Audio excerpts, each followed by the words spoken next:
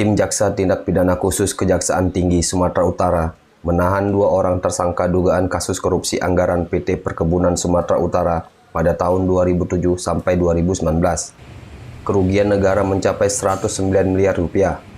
Sebelumnya Kejaksaan Sumut telah menetapkan 3 tersangka pada bulan September 2021 lalu. Kini DS dan MSH resmi ditahan setelah memenuhi panggilan penyidik dan sesuai hasil cek kesehatan keduanya negatif COVID-19. Kepala Kejati Sumut IBN Wismantanu melalui Kasipenkum Yos Atarigan SHMA menyebutkan DS selaku Ketua Panitia Ganti Rugi dan Manajer Kebun Simpang Koje tahun 2007 sampai 2010 dan masih menjabat Manajer Kebun Simpang Koje tahun 2011 sampai 2013. 3 tersangka sudah ditetapkan pada bulan September 2021 kemarin.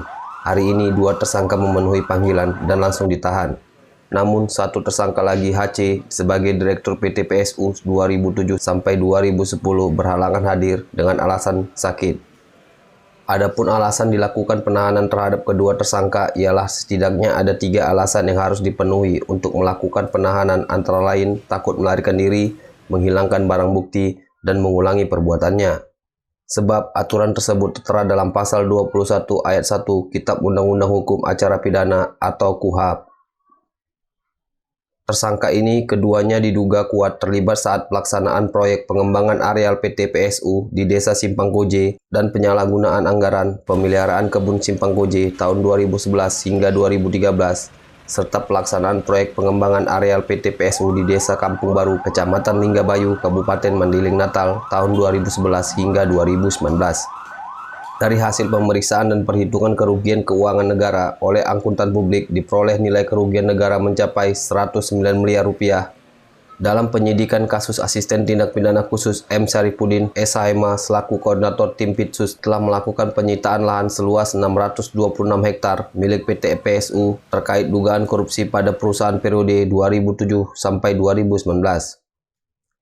Penyitaan lahan itu berdasarkan penetapan Pengadilan Negeri Tipikor Medan tanggal 2 Juni 2021 untuk 2 lokasi berbeda, yaitu di Desa Simpang Koje, Kecamatan Linggabayu, Kabupaten Mandiling Natal seluas 518 hektar dan seluas 106 hektar bertanam dan belum tanam seluas 1,8 hektar berada di Desa Kampung Baru.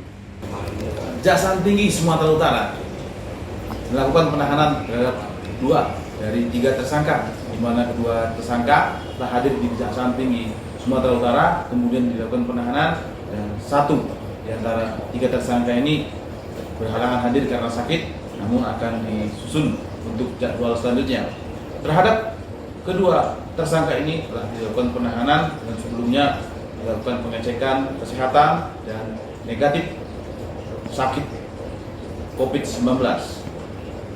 Untuk kerugian negara, koordinasi dari pihak bidang Pitsus Kejaksaan Tinggi Sumatera Utara penyidik dengan akuntan publik didapatkan bahwa mencapai 109 miliar rupiah.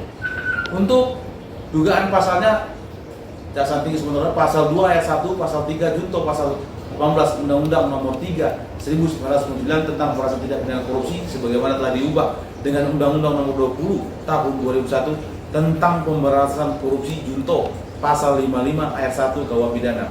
Dan untuk kedua tersangka ditahan di rumah tahanan rutan Tanjung Kusta, Medan 20 hari ke depan sejak ditahan.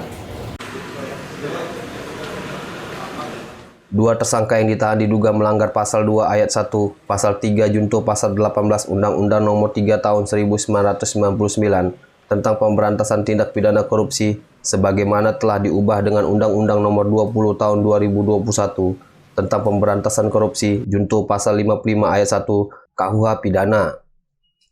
Dari Medan, Tony Utagalung, Orbit Digital memberitakan.